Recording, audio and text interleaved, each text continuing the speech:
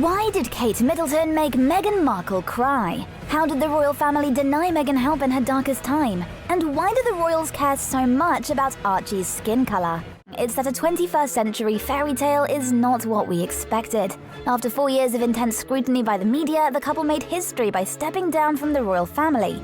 And now, through an interview with Oprah, they're finally explaining why. And not everyone is happy about it. Amid speculation over what the couple would reveal, the British press took a chance to deliver another blow to the couple. Immediately after the interview was recorded, an email was linked to the media which accused Meghan of bullying Buckingham Palace staff in 2018.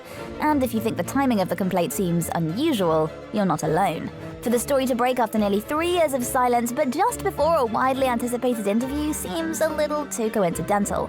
Nevertheless, the palace has confirmed that they will investigate the claims, which Meghan has since denied both in writing and during her interview with Oprah. But that's not the only critique leveled against these two. The royal family wasn't keen for the interview to take place either, and after attempts to cancel it, they even used Prince Philip's stay in hospital to buy time. In fact, the media even suggested that the couple postpone their interview until Harry's grandfather had recovered. As the former actress explained, she was done being silenced and saw these critiques as the latest attempt by the British press to keep her quiet. No, it's going to be a barrel interview, and it starts with a disclaimer. After officially acknowledging that Meghan and Harry had not prepared for the interview, nor were they profiting financially from it, they dived right in. Meghan admitted that since becoming a royal, she lived 2 lives, her private life and the one the world sees. The British media may have blurred these into a single messy affair, but she's setting the record straight. She explained that being a royal came with public perception, which differs vastly from reality. Intimate ceremony officiated by the Archbishop of Canterbury.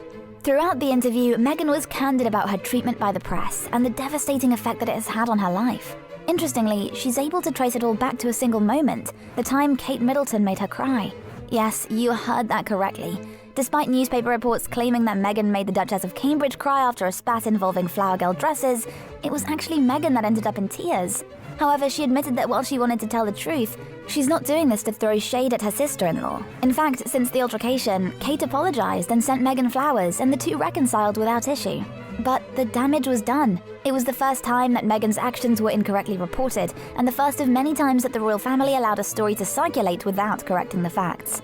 Over time, as more articles were published, it became hard for Meghan, who intentionally didn't read the news about herself, not to see the reporting as a character assassination. At the peak of the media's campaign against Meghan, she admitted that she told concerned friends and family that she was being protected by the royal family, only to find out that she wasn't. She elaborated that the palace was willing to lie to protect other members of the royal family, but they weren't willing to tell the truth to protect me and my husband. With that harsh realization, Meghan and Harry realized that something had to change.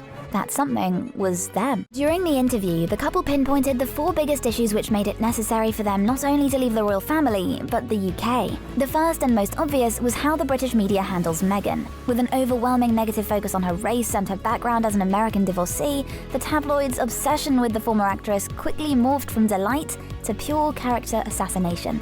Naturally, this had devastating effects on Meghan's mental health, including thoughts about ending her own life. What started as feelings of isolation and loneliness became a debilitating depression, which wasn't helped by the near-constant media onslaught. At the time, she admitted she didn't want to be alive anymore. Afraid of her dark thoughts, Meghan sought help with the royal family, asking to go to a hospital and recover. Her request was denied because it wouldn't look good for the family. I know there's an obsession with how things look, but has anyone talked about how it feels? And while Meghan was trying to come to terms with this, her husband was working to make the transition as easy as possible. As the prince told Oprah, he was terrified that history would repeat itself, as Diana had also been bullied by other royals. As if Meghan's emotional and mental exhaustion weren't enough, when she should have been enjoying her first pregnancy, she instead received more shocking news, in the form of several changes to procedure. And while this should have been applauded, making the family more diverse and thus more representative of the many countries it represents in the Commonwealth, it had the opposite effect. What really happened was that Meghan and Harry were subjected to a conversation about what their child would look like, and specifically how dark the baby's skin would be. While both Harry and Meghan refused to name and shame those involved in the conversation, the disparaging remarks were the tipping point for Harry and Meghan. If they had to choose between being royal and protecting their son, they'd choose Archie every time. So we have in tandem the conversation of he won't be given security, he's not going to be given a title, and also concerns and conversations about how dark his skin might be. With no support from his family and even less from the media, Harry decided there was only one solution to the problem of history repeating itself with his wife, and that was to change history by stepping down as senior members of the royal family in a highly publicized move that has since been nicknamed Megxit and blamed entirely on the former actress. While the move has meant a number of losses for the couple, from their titles and income to their connections and responsibilities, it hasn't necessarily been a bad thing. With so much behind them, we have no doubt that Harry and Meghan will be able to handle anything life throws at them.